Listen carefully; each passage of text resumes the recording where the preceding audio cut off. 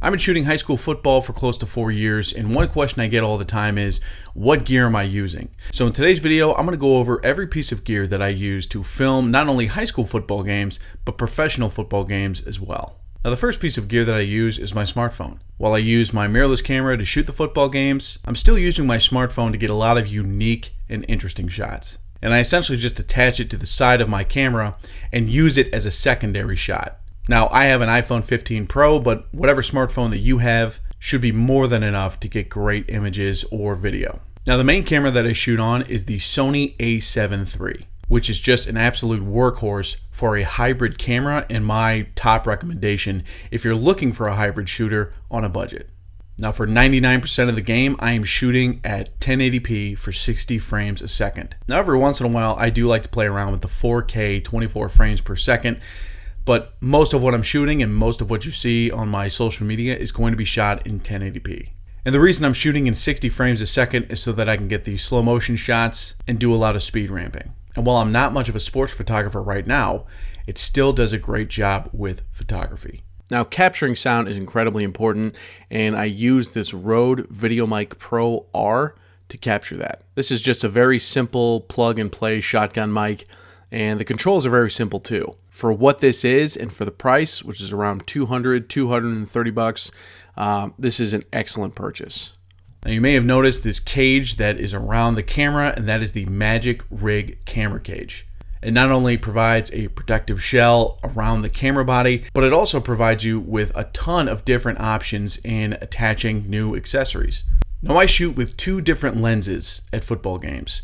The first one is the 24 to 70 millimeter Sigma lens, and the second is the 70 to 300 Tamron telephoto lens. The telephoto lens is what I use for 90% of my outings. The other 10% is going to be the 24 to 70 Sigma, and that's used almost exclusively for pregame. Now, the Tamron is a little bit cheaper, but it still provides great images when I'm shooting photos or videos.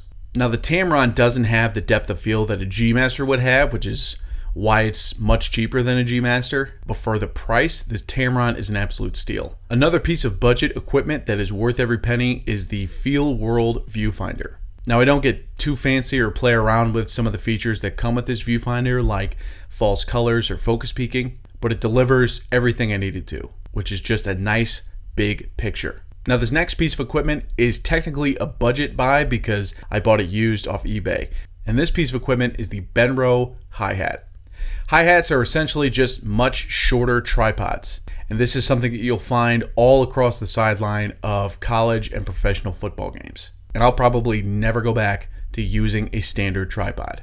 Now, there is one downside with the hi-hat. It is extremely heavy. Thankfully, with my camera rig, I do shoot with the top handle, so whenever there's a big play downfield or if the team is moving, I can simply just pick up my whole camera rig with the top handle and move my way downfield. I cannot recommend these next few pieces of equipment enough. First, let's start with this soft tip air blower. These things range from like $2 to $8. I think mine was like $7 when I bought it. This is an absolute lifesaver. This will blow the specks of dust or dirt or anything off your lens or the mirror inside your camera body. And this is important because if there's dust or specks on your lens or worse on the inside of your camera body, there will be small black dots all across your image. The second is a fanny pack. Now, I started using this when I shot in the United Football League, and the reason I brought it is because half times in the UFL are about 10 minutes. So that doesn't leave a whole lot of time for me to take an elevator ride up to the press box,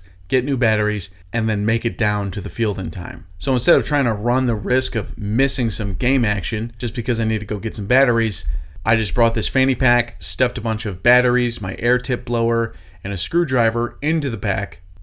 And since then, I've been wearing it to football games ever since. It's an absolute must-have. Now, when you're shooting football games, not every team, in fact, hardly any teams, are going to be playing on natural grass. You're almost always going to be shooting on artificial turf, which can range from really soft to shards of glass. So I went on Amazon, I got these knee pads, and again, I'm never going back to shooting a football game without these knee pads. So that's everything that I use to shoot football games with. Now, if you have any questions, you can leave them in the comments below. I can either answer them in the comments or I can make a video about it at a later date.